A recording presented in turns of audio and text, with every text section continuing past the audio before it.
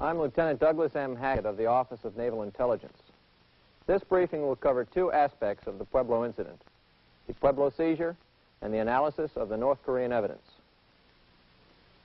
The USS Pueblo sailed from Sasebo, Japan on 11 January 1968, according to her own report, which was transmitted on the 23rd of January. And she entered her operating areas, Mars, Venus, and Pluto, on the 12th. Pueblo's mission was to gather data on electronic installations along the east coast of Korea. As is clear from her sailing order, the Pueblo had specific instructions that while carrying out her task, her closest point of approach was to be not nearer than 13 nautical miles from the North Korean landmass or offshore islands. All position reports transmitted by the Pueblo with respect to events on or before the 23rd place her more than 13 nautical miles at sea in strict conformity with her orders. Additionally, the North Korean position reports of the seizure did likewise.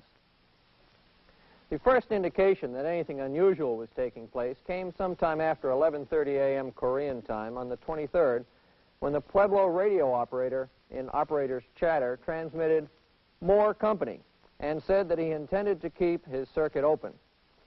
This radio circuit was maintained continuously during the incident, and the first formal report of the incident was sent out at approximately 1 p.m. The Pueblo, in describing the incident, said that a North Korean SO-1 class subchaser, pennant number 35, had been encountered at 12 o'clock noon Korean time. As the SO-1 class subchaser approached, Pueblo took a radar fix to verify her position. This position was reported as Pueblo's 12 noon position and put her 15.8 nautical miles from the nearest land, the North Korean island of Ung-do. Subchaser 35 reported her noon position to a shore station, and this was approximately 2 nautical miles from Pueblo and 17.9 nautical miles from that island of Ung-do, 5.9 miles outside the North Korean claimed territorial waters. 10 minutes later, the subchaser identified Pueblo as GER-2. GER-2 is painted on both sides of Pueblo's bow. The subchaser then reported Pueblo's position as 18.3 nautical miles from Ung-do, 6.3 nautical miles outside North Korean claimed territorial waters. During this period, Pueblo was dead in the water conducting a special hydrographic operation called a Nansen cast, which is accomplished by taking simultaneous water temperatures and samples at various predetermined depths. The ship's position must be precise for a Nansen cast in order to make seasonal comparisons with subsequent casts at that same exact position. Pueblo stated in her message that the subchaser had signaled asking Pueblo's nationality, to which the Pueblo responded by hoisting the U.S. ensign and the international signal for hydrographer. The subchaser then signaled, "Heave to or I will fire on you," and the Pueblo responded, "I am in international water." The subchaser continued to circle the Pueblo. This message concluded by indicating that Pueblo intended to remain in the area if possible. This was in accordance with the standing instructions regarding such harassment. The next message from Pueblo, sent just after 1:15 p.m. Korean time, described a rapidly worsening situation. The subchaser had been joined by 3 motor torpedo boats. Several MiG aircraft had appeared overhead, and one of the North Korean units signaled, "Follow in my wake," and one was backing toward the Pueblo with an armed boarding party. At 1:28 p.m., the Pueblo reported her position, which was 16.0 nautical miles from the nearest land. This was almost the same position she reported 1 hour and 28 minutes earlier at 12 o'clock noon, and is therefore considered consistent with the captain's 12 o'clock noon intentions to remain in the area, if feasible. The first part of Pueblo's 1:15 p.m. message gave the 1 p.m. relative positions of the 4 North Korean vessels laying to 300 yards away from the Pueblo. The message then changed tone, saying, "Motor torpedo boat 604 is backing toward the bow, with armed landing party, attempting to board. Pueblo, all ahead 1/3, right full rudder, departing the area under escort. Intentions, depart the area." The Pueblo sent no more formal messages, But for the next hour and 17 minutes, her radio operator continued to transmit a stream of fragmentary reports, some of which were sent on instructions from the ship's officers. At 1:26 p.m. and 1:28 p.m., the operator transmitted, "They plan to open fire on us now." For the next hour, the North Koreans fired on the Pueblo with both 57mm guns and machine guns. Subsequent reports from the Pueblo and the North Koreans stated that there were 4 wounded aboard, one of whom later died. Pueblo's position, as reported at 1:28 p.m., was 16 miles from Ongdo. Boarding was first mentioned when Pueblo reported at 1:15 p.m. that a boarding party on motor torpedo boat 604 was attempting to board her. At 1:29 p.m., Pueblo reported for the first time, quote, "We are being boarded," unquote, and Pueblo repeated that she was being boarded on 2 subsequent occasions, at 1:30 p.m. and 1:38 p.m. We now know that there were no North Korean personnel aboard the Pueblo until 2:32 p.m., when Pueblo reported, "Have been directed to come to all stop and being boarded at this time. Going off the air now and destroying this gear." This chart is a compilation of all available information on the positions of the units during the seizure. Pueblo's track is shown by this line, and as you can see, it proceeds up from the southeast to a point off Wonsan. The reported positions of the Pueblo are shown, and it should be noted that at no time does this track indicate that Pueblo entered North Korean claimed territorial waters. Her closest point of approach to the North Korean landmass or any of the offshore islands was 15.8 nautical miles. This line is the track of the North Korean SO-1 class submarine chaser, which was the principal unit involved in the seizure. Her track, plotted from radio positions reported by the North Koreans themselves, indicates that during the time of the seizure, the closest point of approach to land or offshore islands was 18 nautical miles, and that she went out as far as 27 nautical miles. This line indicates the track followed by the North Korean PT boats, which also participated in the seizure. It should be noted that their track for the period of time during which the seizure took place shows that they, too, were outside the 12 nautical mile line, which indicates the limits of North Korean claimed territorial waters. Note the position report given by Pueblo at noon local time and that given by the SO-1 class submarine chaser at that same time. Both positions are well outside the 12-mile line. Pueblo was boarded and seized by the North Koreans at 14:32 Korean local time. This places the Pueblo and the North Korean units at this position on the chart. Pueblo was then escorted into Wonsan Harbor by the North Korean units along this line as shown. It should be noted that Pueblo did not actually enter into North Korean claimed territorial waters until approximately 15:35, almost an hour after she was boarded and seized. Pueblo did not pass a beam of the North Korean alleged capture point until approximately 1600 local time, an hour and a half after she was seized. Thus, it is perfectly clear that the North Korean allegation that Pueblo was captured in North Korean claimed territorial waters is a complete fabrication. Their own messages show that the Pueblo was seized in international waters over 18 nautical miles from the nearest land and 6 miles outside of their claimed territorial limit. After broadcasting the initial confessions, the North Koreans produced additional material alleged to be, quote, documentary proof, unquote, of their key charge that Pueblo had repeatedly intruded closer than 12 nautical miles to the North Korean territory. This portion of the briefing will address this evidence as presented by the North Koreans as supposed documentary proof that these alleged intrusions took place. Among the materials first provided by the North Koreans in an attempt to prove their allegations were 4 photographs of navigational material. 2 of these photographs were slightly different versions of a large-scale nautical chart. One of these is fuzzy and of poor quality since it was a wire photo. The other is of much better quality, so much better that we were able to enlarge it and read the alleged Pueblo positions. Also provided was a photograph of portions of pages of what looks like the ship's position log and a photograph of some documents arrayed on a dark background. This evidence will be treated individually and collectively to refute the North Korean allegations. This photograph is supposed to be, quote, part of the ship's position log, directly recorded by Mr. Murphy, the executive officer and navigator, and his assistants, unquote. It's actually a photograph of several superimposed photographs, rather than a direct photograph of the original document. And close examination of the entries indicates that some of them have been altered and forged. This piece of evidence produced by the North Koreans is a composite array of documents alleged to be true documents captured on the Pueblo.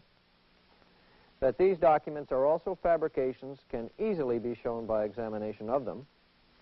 For example, as shown by the arrows, the visual contact log contains entries which would require Pueblo to travel at 25.2 knots.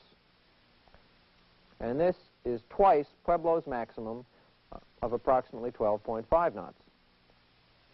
Another pair of entries would require 63 knots.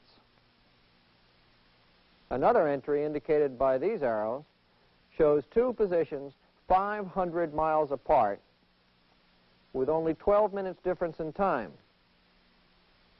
This would require a speed of 2,500 knots for the Pueblo. Furthermore, one of these positions is actually 6 miles inland on the island of Kyushu, Japan. There are also two identical positions shown here, which, when plotted, show Pueblo to be 32 miles inland in North Korea. The North Koreans first alleged that Pueblo intruded into their claimed territorial waters at 6 points. The sixth is the point at which they say that they captured her. Examination of a photograph of the track chart provided by North Korea reveals that it is intended to represent an official navigational record of the track followed by the Pueblo during the course of her mission. Careful scrutiny of the photograph of the track chart reveals that this chart is not an authentic ship's record captured intact from the Pueblo, but a document manufactured after Pueblo's seizure using a blank U.S. Hydrographic Office chart. This conclusion is based on the following reasons. A chart of this scale, covering such a large area, would not be used for navigation. A track chart such as this would be plotted only on a chart of this scale to represent a graphic overall history of the Pueblo's mission and would usually be prepared after completion of the patrol. It would not contain a time for each position or course change, but would give a date and time for only the first position of each new day. At the bottom right-hand corner of the track chart, it says, drawn by Edward Renz Murphy, Jr., Executive Officer, Navigator, and confirmed by Lloyd Bucher, Commander, USN, Captain, USS Pueblo, AGER-2.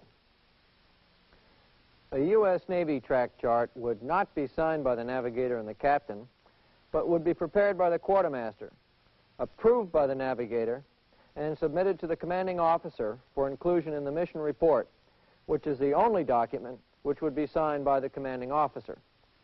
Furthermore, a U.S. Navy navigation document would never contain the phrase drawn by, but would say plotted by. The phrase confirmed by is likewise not a normal term for inclusion in a U.S. Navy navigation document.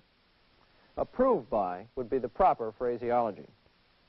Pueblo's position at 0600 Zulu on the 22nd was reported to U.S. authorities by message and would have placed her in this position. This position would have been plotted in order to be reported, yet it does not appear on the North Korean version of the track chart. The 0300 Zulu and 0428 Zulu positions on the 23rd are also missing. The positions are within 2/10 of a mile of each other and definitely would have been plotted because the ship was making a Nansen cast and had exchanged signals with the SO-1 class submarine chaser at the 0300 position. The 0428 position was reported in a message that also included a statement that the North Korean vessels planned to open fire, and this location would have been plotted for inclusion in the patrol report. A number of gross navigational errors appear in this track chart, which further indicates that if it was valid, it could not have been prepared by a U.S. Navy navigator or quartermaster or any person trained in even the rudiments of U.S. Navy navigation techniques. For example, the distance between these points, 0207 Zulu and 0257 Zulu on the 12th, is approximately 25 nautical miles. The track indicates that this distance was traveled in 50 minutes. A speed of approximately 30 knots would be required to cover this distance in that time, but the maximum speed of Pueblo is only 12.5 knots. The distance between these points is approximately 22.3 nautical miles. Assuming that Pueblo traveled the shortest possible distance in the area obscured by the black arrow, the necessary speed to travel this course in the indicated situation is 19 knots, again higher than Pueblo's maximum. This leg of the track is 5 nautical miles long, yet was allegedly traveled in 15 minutes, which would require a speed of 20 knots. Another time-distance discrepancy would have Pueblo travel 17 nautical miles in 35 minutes. This would require a speed of 29.1 knots. This time-distance discrepancy also contains 2 erroneous positions. The distance traveled between the arrows is 27.8 nautical miles in a time of 30 minutes. This section of the track would have Pueblo sailing at 55.6 knots. Also, 2 positions on the track at 1415 Zulu and 1435 Zulu are out of time sequence since they are located between 1530 Zulu and 1600 Zulu. These errors are further proof that the track chart is not an authentic document. In addition to these navigational errors, analysis of the alleged intrusion points reveals the following. The alleged intrusion point off Orang Dang appears in the track chart and in the position log, but there is a contradiction in the evidence. The track chart alleges an intrusion time of 0845. The position log lists the identical position by latitude and longitude, but the time of alleged intrusion is listed as 0745. Close examination of the entries reveals the probable method by which the intrusion was created. The minutes of latitude and longitude appear to have been altered. The 0745 time is the time that the North Koreans consider to be the official time of alleged intrusion. It is repeated in several additional propaganda releases and was changed to agree with other evidence on a new version of the track chart, which was released as part of a propaganda film after the first version of the track chart was published. This photograph was obtained from a frame of that film. The forged log entries do appear to create an intrusion, but the North Koreans failed to detect 2 inherent errors in the alleged intrusion. The distance between the 0745 position of alleged intrusion and the 0810 entry is 7.2 nautical miles. In order to cover this distance in the 25 minutes allotted, a speed of 17.3 knots would be required. This exceeds Pueblo's maximum. The entire intrusion is discredited by the fact that the positions progress from 0640 to 0810, then back in time to 0745, then forward again to 1020, an obvious impossibility. This is the position and track of Pueblo as we estimate that it actually was. This track is consistent with the general direction in which the ship was traveling and the speed which she was making. The alleged intrusions near Songjin are also proven to be false by contradictions in the evidence which has been provided by the North Koreans themselves. These positions are plotted on the track chart in such a way that adjacent positions cannot be read because the black accusatory arrow covers them. However, a position for Pueblo is shown on the track chart for a time 3 hours and 40 minutes prior to the time of the alleged intrusion, and is shown here by the dot. This position is 67 nautical miles away from the alleged intrusion position and would require a speed of at least 18.3 knots. It is interesting to note that the North Koreans did not claim that Pueblo intruded on this course, even though it would go through North Korean claimed territorial waters. If Pueblo went by any other course between the positions, higher speeds than 18.3 knots would have been required in order to travel between the positions in the allotted time, and this is clearly impossible. As shown earlier, the North Koreans also provided a photograph displaying a number of documents supposedly captured on the Pueblo. These supposedly genuine documents contain contradictions which also disprove this alleged intrusion, specifically a page of the visual contact log shown here, which locates Pueblo at a position shown by the dot 33 nautical miles away from the alleged intrusions, only 1 hour and 52 minutes later. This is impossible since a speed of 17.8 knots would be required to reach this position, even if we ignore the other alleged intrusion nearby for the moment. The second alleged intrusion near Songjin is easily disproved in the same manner. The adjacent positions are also obscured by the accusatory arrows, but the same position used before would now give only 45 minutes to cover the 37.2 nautical miles, and this would require a speed of 49.5 knots. The next alleged intrusion is also disproved by contradictions and discrepancies within the evidence presented by the North Koreans themselves. Pueblo is moving in a general southwesterly direction. The North Koreans allege that Pueblo departed from the general track at 1800 and moved north 9 nautical miles, intruding into North Korean claimed territorial waters at the position shown at 1830. This is clearly impossible since Pueblo would have to make a speed of 18 knots to travel these 9 nautical miles in 1/2 hour. The North Koreans then alleged that Pueblo traveled along this line to the 1905 position shown on the chart, another physical impossibility since a speed of 26.5 knots would be required to travel the 15.5 nautical miles in the allotted 35 minutes.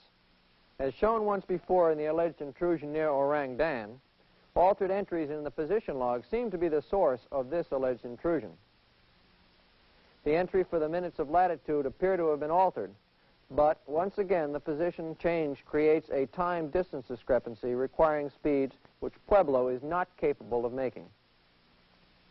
The alleged intrusion off Wonsan is the position at which the North Koreans claim that they captured the Pueblo.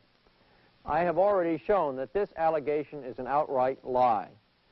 The entire track chart has been proven to be a fabrication and cannot be accepted as evidence of intrusion.